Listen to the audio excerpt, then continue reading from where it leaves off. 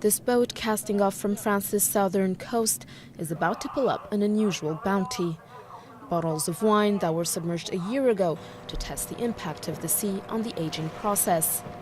The darkness, the pressure, even the movement of the sea are thought to slow fermentation and improve its effects, an idea that comes from accidental discoveries of underwater treasures. We found barrels that are hundreds or even thousands of years old, and more recently we found bottles of champagne or wine that had sunk several decades ago. Some had even sunk during World War II, and the people who taste them think they taste good. Nestled between the mountains and the Mediterranean, the vineyards of Bandol are the product of a unique climate.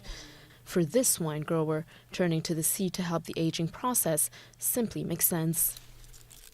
Two things are important, not just living a long time, but also living well. And our research is to grow a wine that is going to get better with time. That's what Bandols have been doing for decades. And of course, if we're able to gain a few decades, we'd like to. It's the moment of truth, and the first step is removing the layer of wax that was used to seal out the seawater. After a round of blind tasting, this panel of wine professionals agrees. Red wines that have aged underwater taste younger.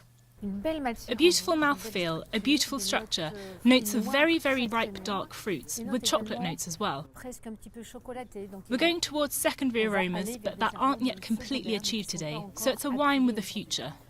With similar experiments underway elsewhere, this technique may also have a future.